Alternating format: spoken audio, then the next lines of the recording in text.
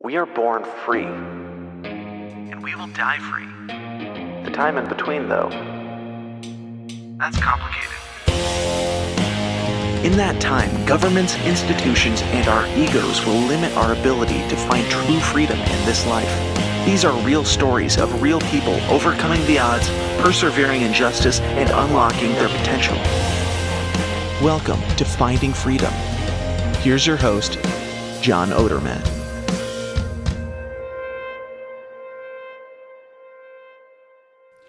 Hey, welcome back to another episode of Finding Freedom right here on the Lions of Liberty podcast network. Guys, I am super excited to bring you today's episode. You're going to be hearing from one of the people who was framed by the FBI in the infamous fake conspiracy to kidnap Michigan Governor Whitmer. We'll introduce my guest in a minute. Before I do that, I just want to remind you, I want to ask you, if you have not yet subscribed to this podcast feed, be it the Lions of Liberty Network feed or the Finding Freedom solo feed, please do. It does help tremendously with the algorithms, and also it will help me to recognize that everybody who normally listens is still getting the show. We're going through the always painful and annoying process of switching podcast hosting platforms. So as we go through that, it would be awesome if we had more people subscribe so you wouldn't miss my show or our show every Wednesday hosted by Brian McWilliams, Mean Age Daydream. Get both shows in the Lions of Liberty Network feed or just my shows in the Finding Freedom solo feed. As always, leaving a 5-star rating and a nice review is very appreciated, and I will read it. If you leave a review about my show or the network as a whole, I will read it after the interview for the conclusion of the podcast portion, and I'll give you a shout out. So there you go. Is there any more incentive than that, than getting a shout out on a podcast? Probably yes, but anyway, without further ado, so excited for you guys to hear today's guest. Let's get right to it. All right. I am live here with Brandon Caserta. I should have asked you how to say your last name. Is that the right way to say your last name? Yeah, you actually got it right. Nailed it. Wow. Every once in a while, I get someone's last name right. But if you've heard Brandon's name before, you might hear that name and think, I've heard of that guy. Who is he? He was one of the people who was framed by the FBI with the fake conspiracy to kidnap the governor of Michigan, Gretchen Whitmer. And he beat the charges. He was acquitted in April of this year. So a lot to talk about here. Obviously, being acquitted, there's still a lot of negative impacts that he's suffering through in his life. But we're going to dig into his story, find out what happened, and I'm looking forward to kind of learning how these FBI and entrapment scams work. So, Brandon, thanks for coming on the show. Yeah, thank you, man. Appreciate you. So let's kind of start. I mean, I think probably everyone listening has at least heard of this case. They've seen headlines. Maybe they haven't dug into it. So let's first, if you can just kind of tell people just a high level view, what happened to you in this case. And then, obviously over the next hour, we'll dig into the details of everything else. Okay. Yeah.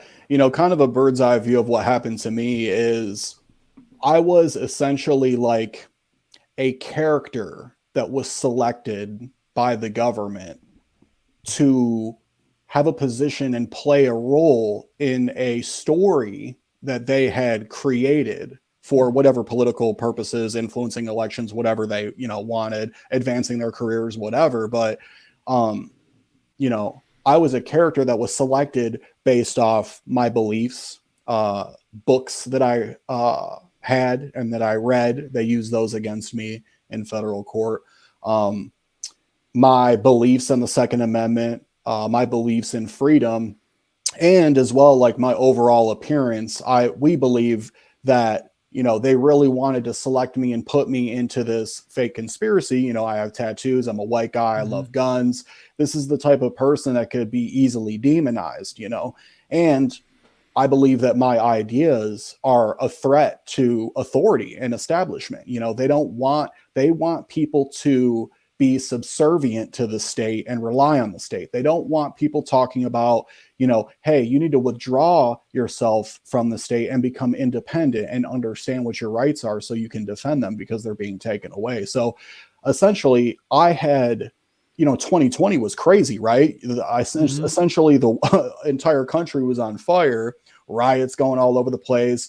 We got this COVID thing happening. There's all this stuff, right? And me being a single guy, having my own place, I had a good job and everything, but like, I didn't have this like large network of people that were really freedom oriented or people who train tactically with firearms.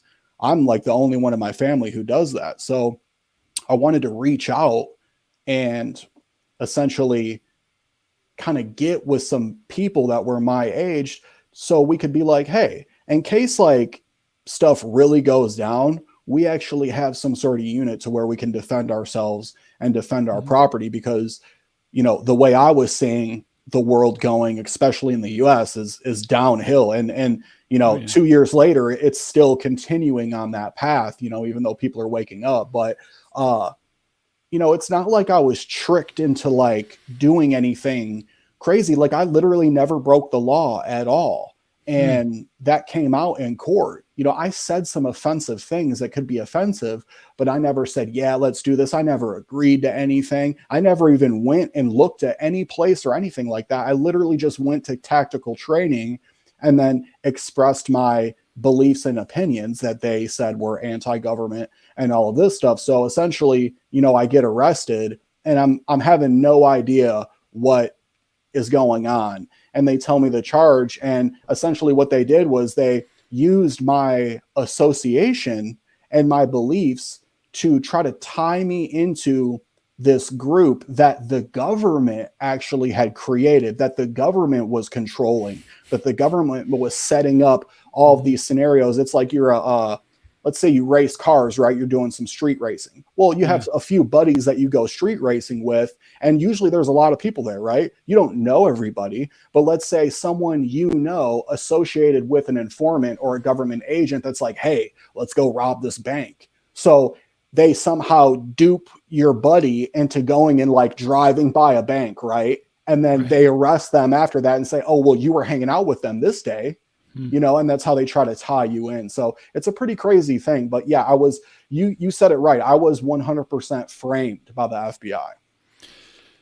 Yeah, it's crazy. And I think this interview is going to be useful in a lot of different ways. I mean, I think one thing that initially I hadn't thought of, but obviously, this being a liberty-centric show and also a show that focuses on the criminal justice system, there's a lot of people who listen to this show who, might have some of those same characteristics that you have that could, attract government agents to be looking at them, creating groups, doing things of that nature. So this can act as sort of a, hey, let's look at, how this functions. How is this thing manufactured so people can learn from your story, and protect themselves so they don't get tied up in similar entrapment scams, really, to put it really bluntly, what happened here. So let's go through the whole story. And I like to start at really, not the beginning. You don't have to talk about like being born, but if you talk about like your early years and like, developing political beliefs and really what led you to, I believe you consider yourself an anarchist, right? So what kind of led you down that road? I think that's a good place to start. Yeah, I guess so. This is maybe like 7 years ago.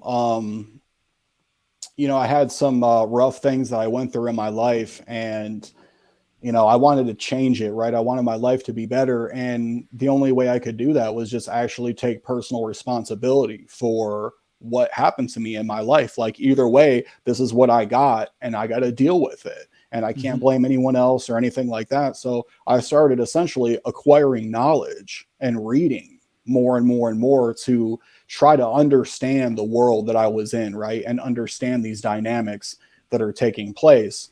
And that led me to, guys like Sam Adams, Thomas Paine, reading Common Sense and the founders, and really understanding what rights are, because my whole life I believe that the system that we're in is incorrect. Like, I see injustice everywhere. There's so much immorality and behaviors, and why is this happening? Why do all these other people think that this is okay? And then I'm here like saying, hey, you guys don't see that? Like, that's wrong, right? So as time went on, I just, I started getting into like Lysander Spooner.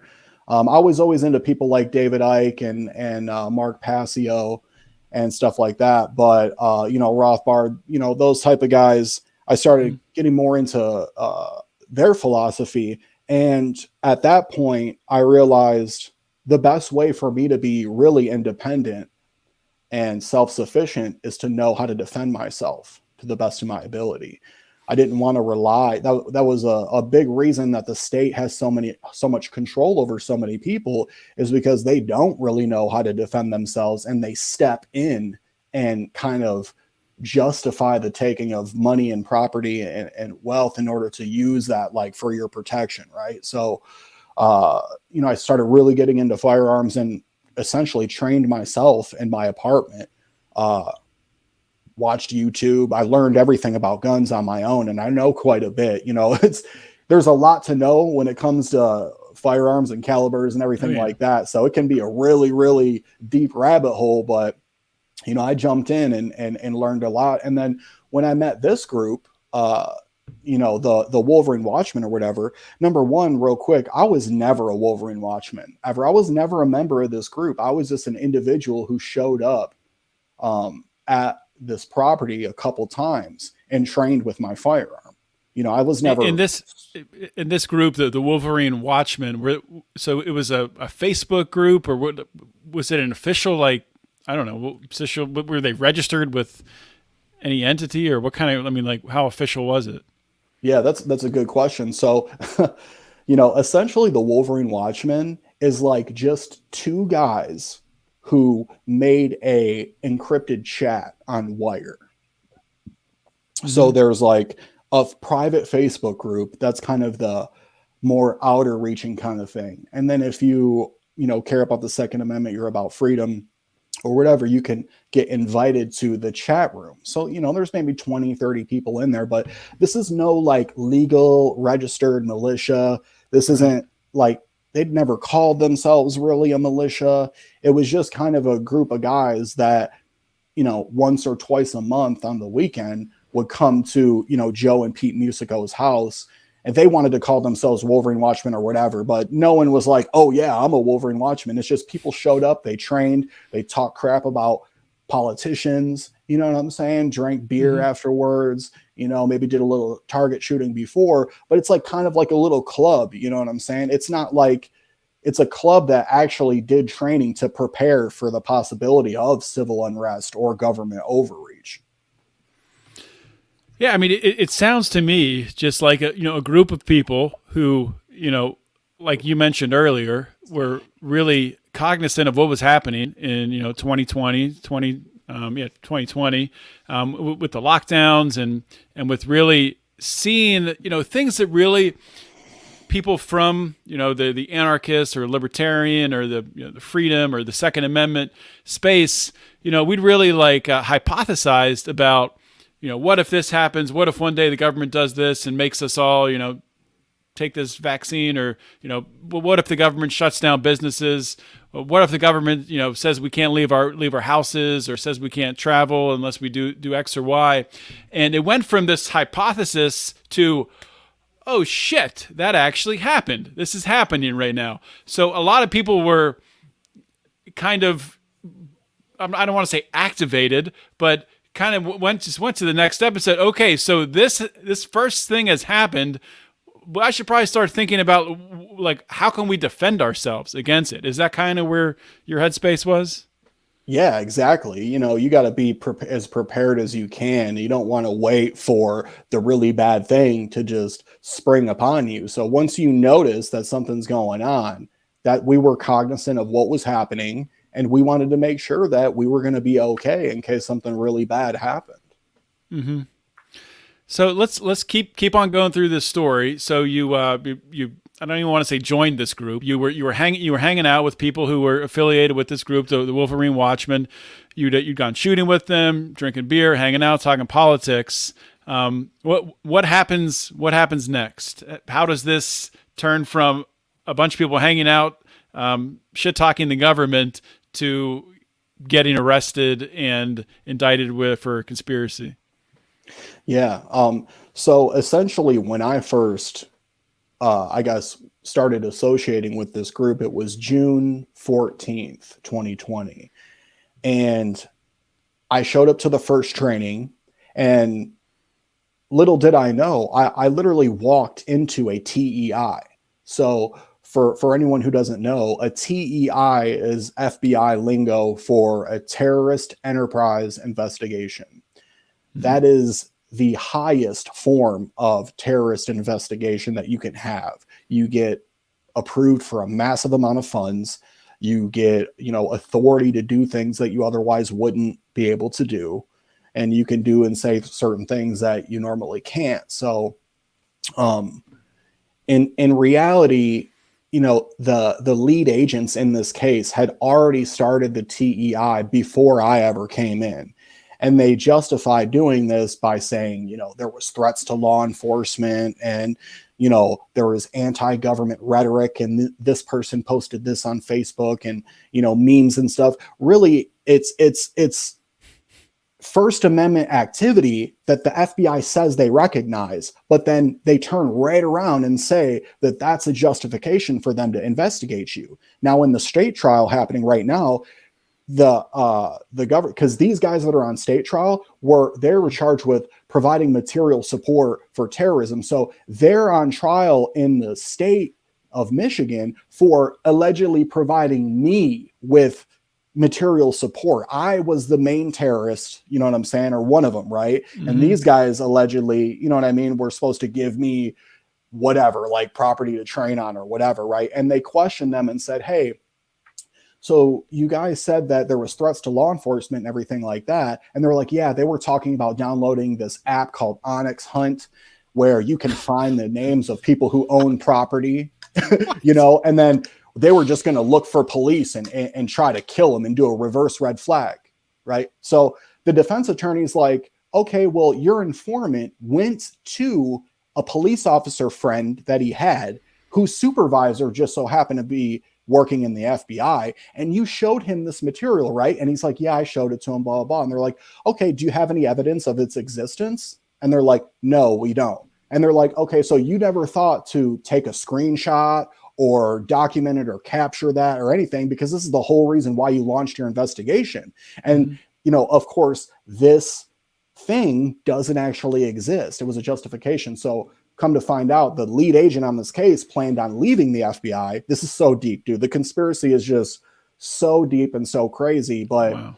The guy planned on, he had a private intelligence company called Exit Intel. He wanted to leave the FBI, and he was already pitching ideas to other contractors in private private businesses and other corporations, where essentially he would be like, look, if you're holding an event or you're hiring people in your business, I'll essentially surveil them and do like super deep background checks on them and find out whatever you want to find out about them. Are you holding an event and you want to find out how many people have CPL licenses? You can pay me. If you want to find out if they have a criminal record, you can pay me. So it's essentially like a mass surveillance spying apparatus company that is outside of the government, but the guy who runs it works still for the FBI. So he essentially created this entire elaborate scheme, right, to kidnap the governor in order to advance his career. And that's what all of these other agents were doing. The informant was, had testimony telling the agent, yeah, man, I'm just here to build my resume. And he said he worked for the post office as a truck driver, but you're trying to build your resume in this case? What does that really mean? So let's back up for a minute here. So talking about this FBI agent who was basically using this conspiracy as a way to really spin off a new career, and I guess use this as an example for it. Did that all come out in your trial, or where was that uncovered? Yeah, so that's a really good question, John. So funny thing is, I'm sitting in jail, right? And I had access to a computer. It didn't have internet, but I had access to every single bit of discovery. So my whole main goal just looking through that and trying to find the truth. And we acquired emails and documents of Jason Chambers, the lead FBI agent on this case, talking business with other people. One of the defense attorneys was able to get their own informant, right, to go and inform on this situation, and come to find out there's all this communication of Jason Chambers trying to, leave the FBI. He's using his FBI credentials to pitch services to these other people. We have that in documentation, his own personal emails. On top of that, there was a Twitter account that was kind of posting about the case while it was ongoing. So before we got arrested, this Twitter account, which was linked to the CEO of Exa Intel, Jason Chambers, was posting about the case, saying, hey man, there's something big going on in Michigan. I'm telling you, right? This is the whole Exa Intel stuff. And then they're saying, hey, Michigan, I'm telling you, something big is coming. And then we got arrested. And that day, that Twitter account posted, see, I told you something big was coming. Come to find out, this is linked to these FBI agents. Now they're trying to disassociate themselves with it. So they dissolve the Twitter account and dissolve the business Exa Intel and act like, blah, blah, blah, right? So we argued, hey, this guy obviously had a financial incentive to create this fake case because he wanted to advance his career. Well, the judge said, nope, you can't talk about that at all. That's totally irrelevant. Can't come into court. You can't bring up Exa Intel. You can't bring up those emails. And we even had text messages from Jason Chambers saying to other agents, hey, listen, I'm gonna beat them over the head with this TEI until they comply. Talking about his supervisor, saying, and then he would say, like, in text message, he would say, what do you say? He's like, I'm going to get this approval for this TEI, whether my boss approves of it or not. And he's saying this in March when the investigation first launches. So he's saying, like, dude, I'm going to do this, whether anyone likes it or not. And if they don't approve it, I'm going to beat them over the head with it over and over again and get this TEI taken care of, because I need to get up out of here and become a millionaire. Couldn't bring any of that in, bro. Judge said it was irrelevant. All right. I want to take a quick break from the show today to tell you about a sponsor that personally I'm really excited about. They're called Crowd Health, and it is a new way to pay your medical bills, to pay for your visits to the doctor or your hospital visits. It is not health insurance. It is something entirely different. And if you've listened to our shows here on Lions of Liberty, we've exposed a lot of the problems with health insurance. There's not a lot of transparency. There's not a lot of competition. And one of the things that is not talked about a lot is that doctors are not really paid quickly for the services in the traditional health insurance model. Crowd Health is something that beats that. They will pay the doctor almost immediately, within a day or two of the visit. So doctors love Crowd Health because they love getting paid. Let's talk a little bit about how Crowd Health works. So you pay a low monthly total to fund your account, less than $200 a month for most people. A portion of that, I think about $30 a month, goes to the overhead fees of operating Crowd Health. 100% of the rest of everything goes to funding your own healthcare costs or to funding the healthcare costs of the community.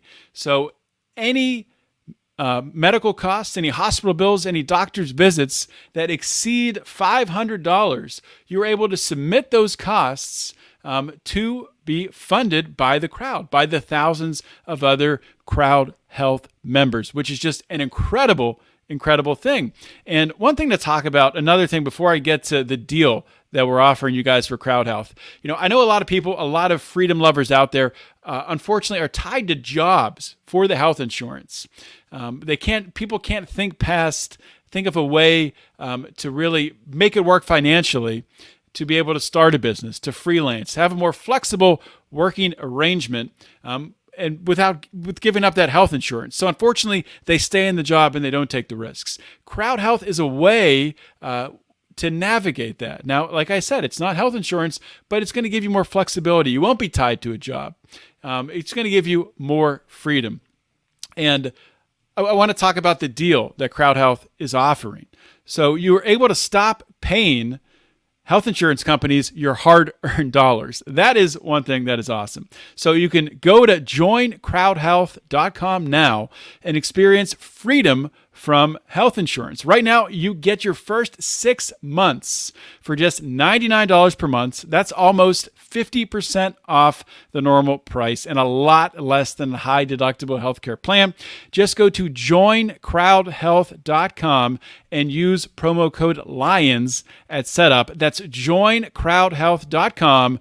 Promo code LIONS at setup. Crowd Health is not health insurance. It's a totally different way of paying for health care. Terms and conditions may apply. It's crazy that, and I know we'll get into it more, but just how really, rigged even the trial process is, and how, things are taken out of context and you can't really reply to them. But let's back up and talk about the arrest and how that went down, or maybe even before that. When did you first realize that you were potentially going to be arrested? Yeah, so that was something I never knew until it happened. I'm a pretty smart guy, and I've done my fair share of bad things, right? I mean, I don't have a criminal record. I own firearms. I'm very responsible with them. I got all my firearms back too, the firearms and ammo and body armor and everything that they took. I got that back. But I know when I do something wrong. Like, I understand if that's illegal or not. And I know the potential, okay, this could potentially happen if I engage in this behavior. And that never occurred during this investigation. Not one time. So when I got arrested, I was like flabbergasted. I'm like, what?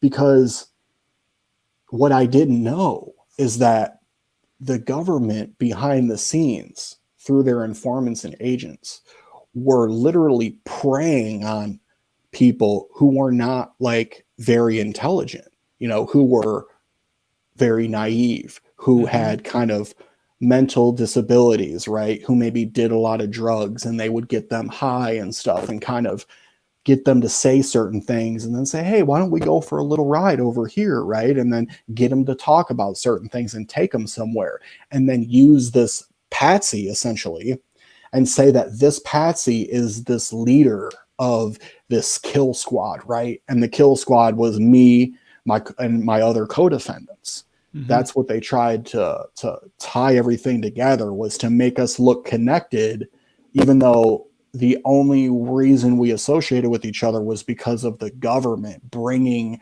this person in. Once they found Adam Fox, they said, that's our guy. That's who we're going to be able to use to actually make this look real and to make this happen, because no one else is even trying to do anything wrong. So why do you think they targeted Adam Fox? Because he was naive and was able to be manipulated? Adam Fox was someone who was not very tactically sound, right? Like, he didn't know how to handle his rifle very well. He was kind of like a very egoic person. Like, he didn't understand his position in the hierarchy. Like, no one's taking orders from someone who like can't even reload their AR, right? Like, if you can't do a standard mag reload, like at a decent time frame, you know what I mean? Like, I'm not taking orders from you, bro. I'm better with guns than you. Yeah. So it was kind of like that. And unfortunately, Adam suffered big time as far as the lockdowns. I mean, he became homeless because of it. He lost another job because of it. And he lived in the basement of a vacuum repair shop that he made very little money at, and essentially was homeless there and just was smoking weed all day in the basement and, just kind of living a very unfulfilled life, right? And he's like kind of a military wannabe guy. So then, Dan, the informant, Dan Chappell, comes in, who's like, I helped Chris Kyle get out of Sutter City and all this stuff. He's this, super operator guy sitting here telling Adam, no, man, you're good. You're good with guns. Like, people respect you and all this stuff, and getting in his head. And he's sitting there thinking, oh yeah, okay. And they're like, oh, you should be a leader and you should do this and do that. And essentially that predatory nature, that's what they use to prey on someone weak, to get them to say and do certain things, and then record them doing that and then use that against them in court. And I was just someone who on the outskirts, but someone that they could just use to say, oh, this was his soldier, right? That was going to follow his orders to kidnap the governor. Yeah, it kind of makes sense why they pick certain people, when you look at it and learn about it in hindsight. I mean, this isn't the first time that they've done something like this, obviously. Right. There's a handbook to it, basically. It probably is an actual handbook. PatCon. What's that? It's called PatCon. That was what was before COINTEL, or maybe a little bit after. That's the whole Branch Davidians and Randy Weaver thing and all of this other stuff that we know about in the past. That was all under the guise of PatCon, which is called Patriot Conspiracy. That's what the feds called it. Ours was Operation Cold Snap, but all that is a different name for PatCon. The FBI goes into these militia groups or freedom-oriented groups or whatever. They specifically put their own people in the hierarchies, and now they're making Facebook pages and gathering everyone together and then trying to entrap them into criminal activity. So when we look at this this group, like, how many people, or maybe you don't know this, but if you do know, how many people were FBI informants that were in the group? Yeah, so overall there was 6 people got arrested and charged federally. The rest it was 6 more that got arrested and charged in the state. So 12 people essentially total around about were arrested and actually charged. We come to find out that there was at least 12 or more informants involved. And we know for a fact that in our situation, there were 2 active undercover FBI agents involved in creating these scenarios and recording and monitoring everything.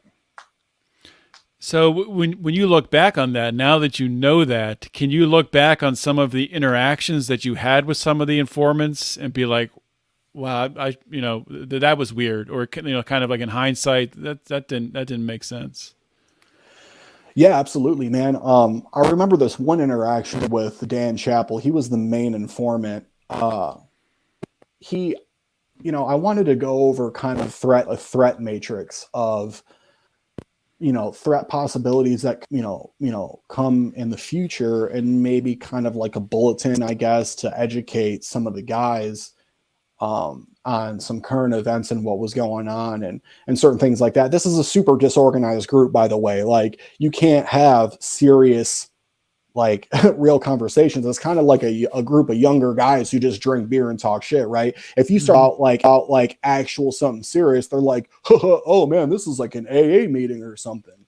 It's like, okay, bro, so I wanted to have a defensive unit like that. And, so I had a meeting at my house, and only the government showed up, right? Only Dan showed up.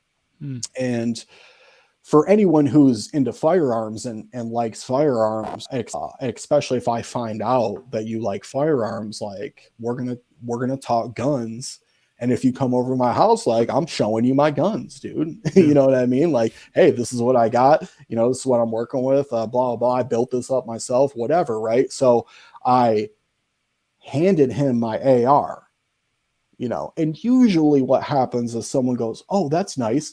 They grab it. You know what I mean? They take the mag out, you know, check the chamber and everything, make sure everything's good. They might hold it up a little bit or, you know, look, oh, this is a nice barrel. This is a nice receiver, whatever. And then they give it back to you. Well, with Dan, I tried to hand it to him and he was like not trying to touch it. And I was like, what? Like, I'm like, hey man, yeah, here's my AR, bro. Check it out. Isn't it sweet? And it is a sweet AR. So it's like, if you love ARs, you're gonna be like, damn, bro, you're gonna grab that shit. You're gonna want to hold it. He wouldn't even touch it. And I'm like, that is so weird to me. Why would you not want to touch my firearm? You know, he eventually did it after I essentially put it in his face and said, here. But that was something later on that I was like, dude, that's something a Fed would do. You know what I mean? And I was right. But the reason why I didn't think of it as a big deal is because number one, that's who was training me. You know, I'm training and experience from that would be hundreds of dollars if I actually paid for it. And I'm getting it for free. And I said, well, even if he is an informant, he can't like train me. And besides, I'm not doing anything wrong anyways. Right. So I'm like, who cares if he acted weird about it? Maybe he's a Fed, maybe he's not. Either way, I'm not breaking the law, so it doesn't matter. Right. Yeah, I was wrong. Yeah, that's crazy. So let's talk about you getting actually arrested. Just take us through that story.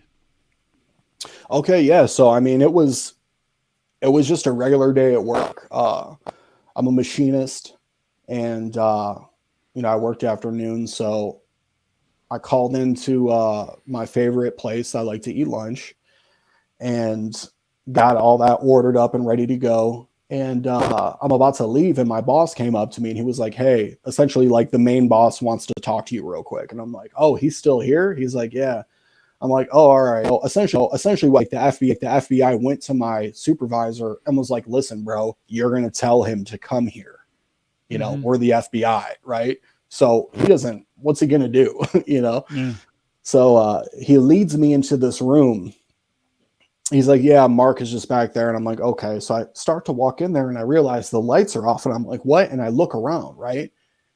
And it's an empty room. And then the lights flick on and 15 agents, plain clothes. 15 agents. Holy 15, shit. Bro. And they have baklavas over their face. Like they're not fucking around, dude. Like they look like regular people. They didn't say FBI.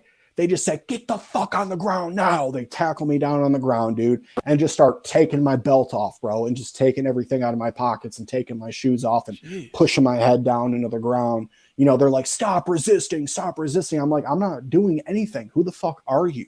You know what I mean?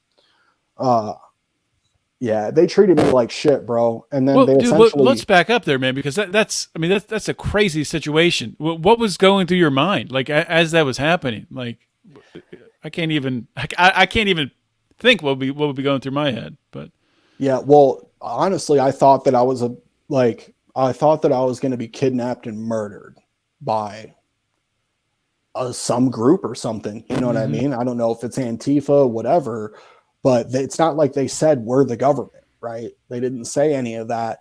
And I was actually pissed at myself because I didn't even defend myself. I said, dude, I'm about to die right now. And I didn't even fight back at all. Wow, man, good freaking job. You know? And so, yeah, I mean, they just, I think that's important there because they want you to fight back.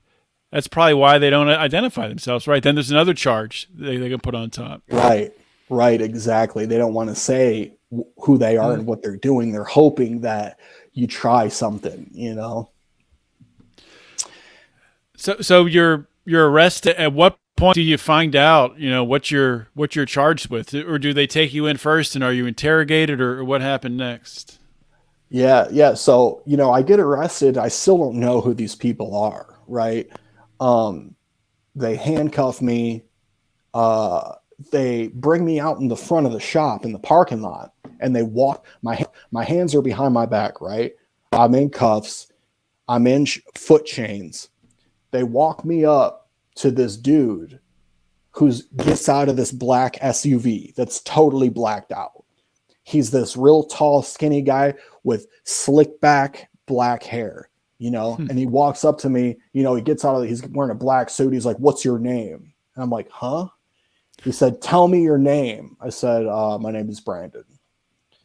And his essentially henchmen were like, "Is this him, boss? Is this him?" And he asked me what my name was. And I told him, he said, "Yep, that's him. Throw him in the back." And they threw me in the back of this unmarked freaking vehicle, dude.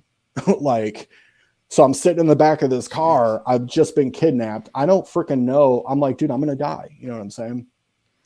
And then I didn't find out what was going on until we got to this police station, which was like a half hour away. And I'm like, this is the government doing this? Like, what? And then, I went in and I found out it was the FBI. I figured out, they told me what my charge was and everything. And I was just like, what are you talking about? And they're like, "Well, listen, man, all these guys are saying that you were involved with this and you knew about it." And I was like, "Kidnap the governor for what? Like what? Like, what's the end goal of doing that? Like, just like, what am I going to get out of that? And they're like, "Well, that's what you're here for. We're here to find that out, why you conspired to do that." And I'm just like, bro, I don't know what you're talking about, man. Oh man, that's so crazy. So what? Let's I guess dig into the whole kidnapping the governor thing. What did they have around that? I mean, was it essentially having one of the people just drive past her house, or how much of that did they actually go towards actually trying to kidnap the governor? Yeah, so that's a really good question. I think more people need to ask that, because that's when you start really kind of getting down into the nitty gritty of things, and actually discerning whether or not something's real or serious or not, right? And what you have is a group of guys who are libertarian, anarchists, maybe some of them are more right-leaning, constitutionalist, conservative, or whatever, living in a state with a totally authoritarian communist governor, right? Who is super strict, is obsessed with abortion, right? And just, not a good person, bro. Like, she's not a good person at all. And she's controlling us coercively through the state. And, people are dying because of the choices that she's making, and people are losing their businesses and can't get haircuts and all this stuff, right? So we're going to talk shit about that, and you're going to have guys in there who are going to be like, "Hey, she needs to be arrested, bro. Like, whole lockdown stuff is unconstitutional. That's illegal, right?" So there was people that talked about, she should be arrested. There were people who kind of talked about, like, how could that even happen, right? This is a hypothetical scenario that we're saying. I mean, could that even be done? Like, what will we do? Get a judge to sign off on it, and then have a sheriff go and do it? This was just like talk kind of being thrown out, right? And then what you have is the government, saying, who is the minded person in this entire group? Okay, it's that guy. Let's see if we can get that guy to go look at her place in Traverse City, right?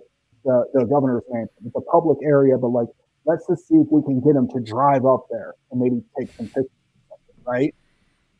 So they get that one guy to go do that. Nobody else knows that even happened, right? Like, we're just going to work, living our lives, and we don't know what this kid just did with this informant. You know what I'm saying? We have no clue. Yeah. And the government's collecting this information and saying we knew about it, and we were about it because, look, they were talking bad about the governor right here in this audio recording, right? So they can use deception and clip certain clips and take certain things and put them together to make it seem like this is an actual conspiracy, right? Even though it's not. That is That's so crazy. I mean, and I've been doing the show for a long time, and a lot of the people that I interview get tied up in conspiracy for, nonviolent drug offenses, essentially. And a lot of people get convicted in those circumstances based on something that's called ghost dope. So essentially, it's just all of the people that the government talks to around this case, maybe customers, or maybe people who are also selling drugs with them, and just through talking with them or interviewing them or giving plea deals or giving them immunity, they generate this huge number of, well, every time this increment of drugs was accounted for, and they add it all up at the end, and that's the amount of cocaine or marijuana that they're being charged with trying to sell. So it's just so crazy that they're able to get away with this, because it's criminal. I mean, they're essentially acting just like the mafia would act. And a lot of people look at their criminal justice system who don't know this stuff and think we have a legitimate criminal justice system, and we don't. I mean, it's so illegitimate. But obviously, you know that now. You're a shining example for it, and you probably knew that before too, which is crazy to think that somebody like yourself, who even knew that before, could still end up in the situation. That's when I talk about at the beginning. A lot of people who listen to this show need to really raise their awareness and think how easily this can happen. You're not a dumb guy, smart guy, and you still got caught up in this situation. So let's talk about the actual trial itself and how you were able to beat these charges, because that is incredible and that is rare. Yeah, very rare. Our defense was entrapment, but my situation was unique. My place in this whole thing was so much different than all my other co-defendants, because I really was just this guy on the outskirts. And so in order for us to even bring any stuff in of what the government tried to do to put this thing together, we had to claim entrapment. But what we focused on was no agreement, right? So in conspiracy, there has to be an agreement to break the law. And so we really wanted to focus on because I didn't break the law, right? I didn't do anything. They said I conspired, right? But I didn't. They're just saying, well, he wanted to, right? They don't really have proof. But so we wanted to focus on no agreement. So we really hyper focused on the fact that I didn't agree to do anything. And I never went to, when they did that lookout, they did a lookout 2 times. I never went to that. You know what I'm saying? My rhetoric wasn't about the governor. My rhetoric was about mandatory vaccinations and police brutality. When you say your rhetoric, you're talking the clips that they were pulling and presenting in court. Yep. They would take something like a conversation that I had on someone who wasn't even involved in the case, just over Facebook Messenger, and say this is what he thinks about the Second Amendment, right? And look at his opinions. They're essentially violent. Look at these books that he read. He called himself an anarchist. Look at this video of him ranting about a cop pulling him over. Right. And they're just trying to say this guy's a bad guy because of what he says. He's a dangerous person. So you should put him in prison because he would have kidnapped the governor. So we focused on no agreement. And luckily I had a badass attorney, Mike Hills from Kalamazoo, Michigan. That guy, I hit the lottery with him, man. How did you find him? So, dude, he was court appointed. Wow. Yeah, I mean, he owns his own private law firm legitimately, right? He's a very good criminal defense attorney. But for the magnitude of the case and everything like that, I believe Magistrate Sally J. Behrens of the Western District of Michigan appointed him to me, or he wanted to appoint himself. I'm not exactly sure how that works. But yeah, and he just immediately went on it and worked hard, and just and just we pointed out all the inconsistencies and hypocrisy of the statements, the inconsistent statements that these agents were making. And we pointed out, because we found text messages, bro. We found hundreds of text messages that the FBI, they're talking to their informers and they're planning this whole thing out, before I don't know anything. They're trying to get me to go on these ride-alongs. There's text messages saying, hey, why don't you ask Brandon? Why don't you lie to him and tell him that it's about this, right? And then get him to show up. And then by the time he gets in the car, he won't even know where we're going, and he'll just have to be there, right? And then just get him to say something bad about cops, and then bring up the governor, and then boom, we're good. That's our evidence. They're talking about this stuff openly. And were you able to present that, like that example right there in court? Oh yeah. There's text messages where they were like, hey, why don't you try to swing by Caserta's house and see if he'll want to go? Do you think he'd want to go? Now, unfortunately, the judge with the motions in limine, he excluded so much stuff. We could have brought in, we could only offer a tiny little picture of what actually happened. The judge really just ran a massive protection racket for the prosecution, imposing time limits and all the stuff, man. But, we were able to show the jury hey, and they smelled it, they were like, yeah, this doesn't smell right. You know what I'm saying? We don't know about these two guys, but these two guys right here, you need to send them home right now. So you said overall there were six people charged federally and 6 by the state. Is that right?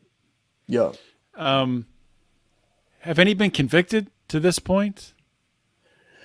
So, a couple people. So in the federal trial, 2 people took plea deals and cooperated with the FBI and the government, testified against me, Dan Harris, Adam Fox, and Barry Croft. Okay. Me and Dan got acquitted on the first trial. Me and Dan Harris, totally exonerated. We walked home that day out of the courtroom.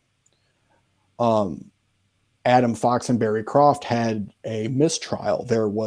They couldn't come to a unanimous agreement on them. So they retried them and they were convicted on August 23rd, Gretchen Whitmer's birthday, which is very weird. I showed up to that trial and I listened to it, and that trial was even more rigged than this one. And there was something super fishy about the jury and how the jury was selected and what was going on. You had jurors that were openly saying we're going to convict these guys, and they weren't kicked off, and just a bunch of stuff that hindered the defense. The judge would let it slide, and anything that hindered the government, the judge would shut it down immediately. And there's still a trial going on right now, right? Yep. Who's in that one? So the 3 main guys of the trial that's going on right now, it's Judge Wilson's YouTube channel. His name's Judge Wilson. He's in Jackson, Michigan. Okay. You can look it up on YouTube. It's live every day. You can watch it live on YouTube. All the episodes, the whole trial is still on his YouTube channel. You can go in there and watch everything from the beginning to the end. And it's going to be starting again on Monday. They're dealing with cross-examination, I believe. I don't remember on which person, but the defense, I believe, is coming up with cross. And those 3 gentlemen are Joe Morrison, Pete Musico, and Paul Billar. Now, Joe Morrison and Pete Musico, that's actually the Wolverine Watchmen. Those 2 guys right there, that was the property that we trained at twice. During the middle of this thing, we all separated. We hung out with Joe and them for a couple times, and then we said, no, we went over here and just started training, right? We didn't really associate with Joe and Pete anymore. So what was the reason? What was the reasons for that? Not associating with them? Yeah. So, for me, they were kind of hoorah about going to protests and stuff. And, me being an anarchist, it's okay, well, I guess if you want to protest maybe for some networking or something, but like, I'm not going to go tell politicians or beg them to please be nicer to me. You know what I'm Yeah. saying? Like, fuck that. I'm not doing that. I'm going to exercise my rights. I don't care what choices they make. I'm not going to give their power any legitimacy. So they were kind of like this hoorah thing. And we didn't really want like a whole lot of attention, and they were kind of getting that clout and getting recognition because they went to the whole protest in April, that was like all over the news everywhere, like lockdown protests in Michigan. And there was pictures of all these guys up there. And we're like, yeah, I don't know. We don't want to be targeted by the government. And we already know the government comes after groups. So we just kind of want to disassociate from that, so we left that chat room, went to another chat and started training somewhere else. But they're still trying to charge these guys with material support for terrorism, right? And gang membership. So now they're saying gang membership, really? Oh yeah. They're saying this militia, bro, is a gang. It's not a militia. It's a gang of criminals that want to murder people. Wow. There was, I think it was this one. Didn't something just happen where one of the jurors was removed from the trial because she was flirting, like with one of the defendants? What the heck is that? Yeah. I saw that. I got kind of an inside scoop. You know what I'm saying? Because these people asked me. I was in this case. You know what I'm saying? Like, and I know how to beat it. So like, I know what they're trying to do and their motives, and what really happened in certain situations, so I can give them good information. And, this situation was kind of dumb. It was just like some juror who was probably like the only attractive girl in the room. So everyone's kind of focusing on her anyways. And she just so happens to look at Paul Bellar a few times, or like at him too much. Right. So they think, oh, he looked back at her and they're looking back and forth. Okay, they must be flirting, right? So we need to boot her off there. Like, that's insane. Can't make eye contact. Dude. No eye contact. That's wow. Right. So let's talk about your life now and kind of just like what's happening now that you've beat these charges.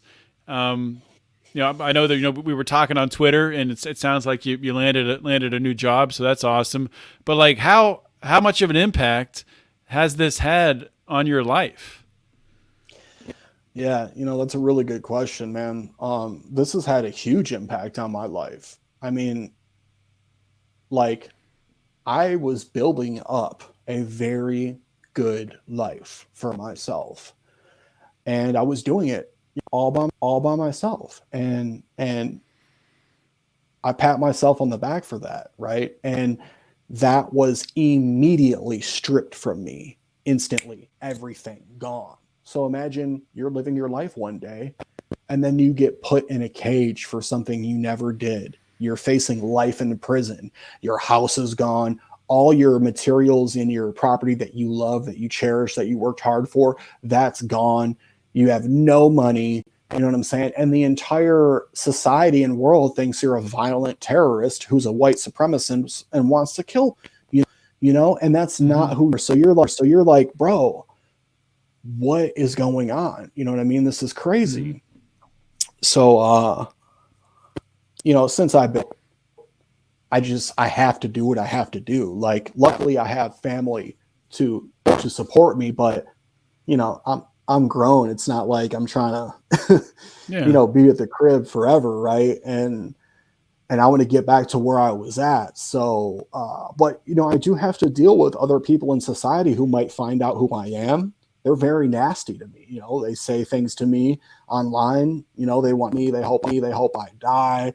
They hope the FBI gets me again. I mean, they keep calling me a white supremacist. And that's like the crazy to me because like, not only am I not that, but I've never been like that. And the government didn't even bring forth any evidence to suggest that, they had nothing. So it was just like, you're a white guy with a gun and you care about freedom. So you're a white supremacist automatically. They automatically throw me into this category, and that's something that I've been trying to combat as well, because, when I did 18 in jail, and listen, bro, I was like one of the only in my unit, and you can get testimony from all my homeboys in there, bro. They will say I'm the realest white dude they ever met.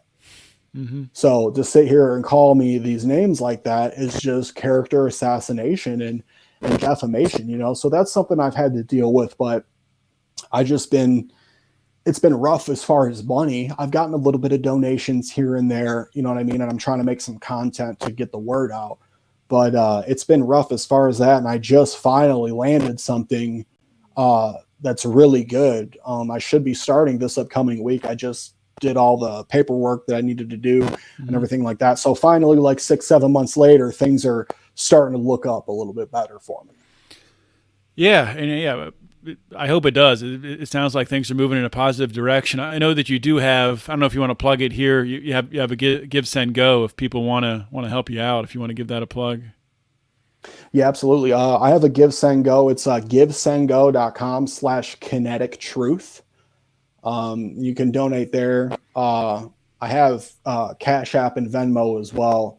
My Cash App is Kinetic Truth with 2 H's though, and no underscore. I'm on Twitter. I'm on Facebook. I'm on Instagram and TikTok as well. If you just search my name, Brandon Caserta, and like Kinetic Truth or TikTok, you can find my platforms on there. Yeah, and I'll link to all that stuff on the notes page at Lions of Liberty too, so you can y'all can reach out to Brandon. Before I let you go, I do want to ask you one more question. So I talked about earlier in the show, a lot of people in the libertarian, anarchist, Second Amendment, in these circles are at there's a threat could fall into similar circumstances. What kind of advice would you give to them to prevent happening to them what happened to you? Yeah, that's a great question, man. So first of all, we have to really understand what's going on. All right. And what is happening right now is there is a massive conspiracy involving the government against you. Okay. The government is coming after you. All right. They are trying, these communists, these socialists, these globalists, these authoritarians have infiltrated themselves into the government apparatus. And they all have this, most of them have this same ideology. And if you talk about freedom, you talk about defending yourself against tyranny, you talk about rights, you talk about anything that's against the establishment narrative, they want you, and they'll do anything they can to put you on that list and to try to get you to look like a crazy person, right? So with knowing that, don't let that scare you as far as organizing and still remaining in contact with people and still speaking out against them. We cannot let this stuff scare us. I didn't. I beat a life sentence. I'm not going to just sit in a hole because I'm scared they're going to come get me again. Screw that, dude. Here's my chance to really expose you guys, for what you did, because what you did was wrong. And as long as we have that in mind, we just need to really focus on, like, if we are in some sort of larger group, what we can do to kind of mitigate the possibility of you like getting caught in something that you didn't have anything to do with. And number one is like, make sure that when you're talking about something or describing something, make sure in a large setting, make sure that you're providing context for it and make sure that context is clear. So, people don't find out what you're talking about 5 minutes later, right? They know it right now. That makes it harder for the prosecution to frame you into stuff, because that's what they capitalize on, is you saying something without any context around it, and then they provide their own text and make it extremely difficult for you as a defendant to get that exculpatory positive information in on yourself. Number two, talk about defense. It's always defensive. Thing you're talking about is specifically defensive, always, no matter what, right?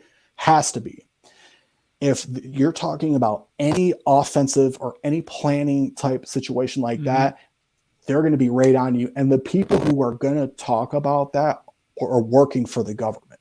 You know what I'm saying? Right. If they're talking about any sort of planning ahead and like offensive stuff that you would be like, well, I mean, maybe, but like, I don't think that would be a good idea right now. Right. That seems a little bit ridiculous. They could be an informant, you know? So you always want to talk about defensive situations, not offensive situations. That's their whole spiel, is to try to make everything offensive and make you look like the bad guy. So if you're providing context for your statements and then you're making sure everyone knows you're talking about a defensive situation, you'll be in a much better position to not get thrown into something, right, that you don't really want to be in. I think that's really good advice, man. And I want to thank you for coming on the show and sharing your story. And I think, I just want to highlight again what you just said and how much I admire it.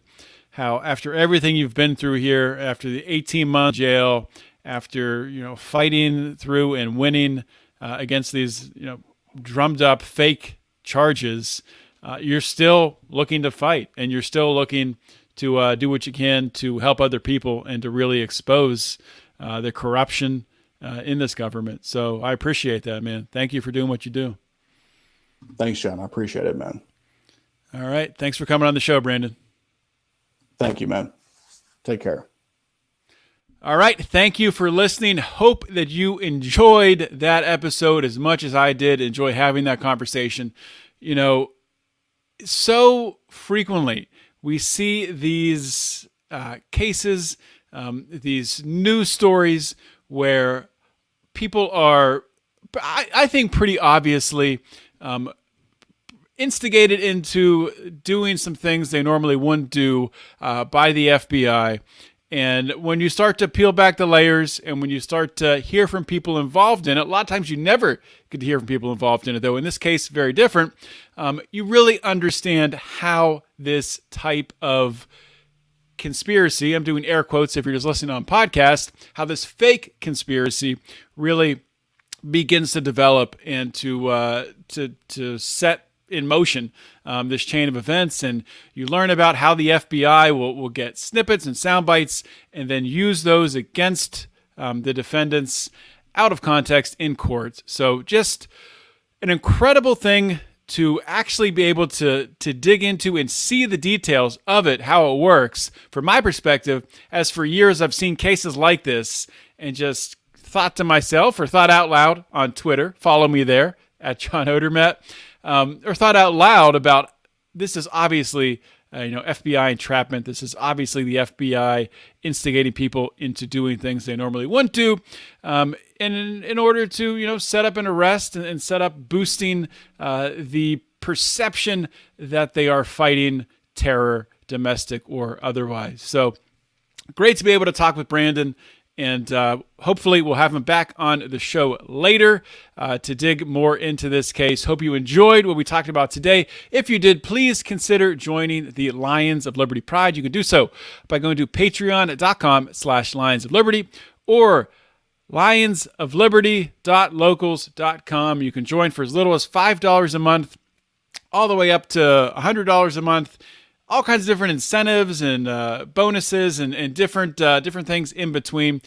But everyone in the Pride can watch these interviews live, most of them, I should say, most of them live either in our Facebook private group or through our YouTube unlisted link. That is when we are allowed again to broadcast on YouTube. I'm not sure if we are right now. So anyway, that will be coming back. We'll get it back eventually. And with regards to that, we are in the process of, obviously we've been on Odyssey for a while. We're starting to publish every episode to Rumble as well. So if you're a Rumble person, if you're an Odyssey person, please go subscribe to the Lions of Liberty over there and support us as we grow those channels. I mean, it's a shame on YouTube. We have like 6,000 subscribers, but they show our videos to like 10 people. and we're not allowed to do super chats. We're not allowed to monetize, and it's just it's disgusting. It's terrible. And we always have at least 2 strikes. As soon as one strike expires, they go back in our archives and dig out another strike, misinformation, or whatever the heck else they want to call it, and we're right back to where we started. So incredibly frustrating to not be able to really utilize and use the platform we've developed over almost a decade with these posting on YouTube. Can't use it. So YouTube, screw you. That's all I'm going to say.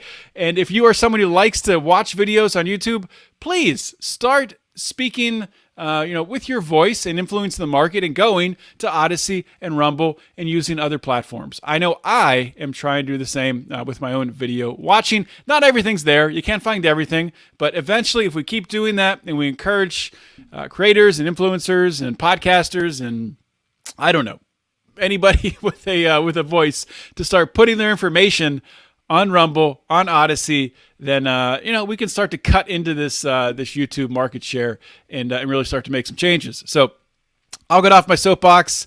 Thank you so much for tuning into today's episode. Subscribe to the podcast. Join the Lions of Liberty Pride. And if you've done all that, you can relax for the rest of the week. You've done your job. Thank you so much for listening. This is John Odermatt signing off. Always remember to keep your head up and the fires of liberty burning.